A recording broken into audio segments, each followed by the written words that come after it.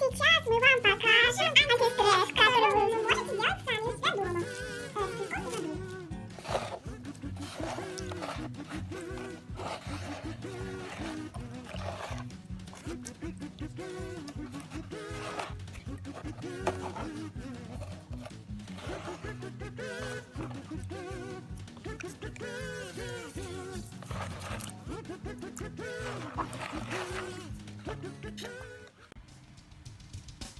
Тихо, тихо, все вышли.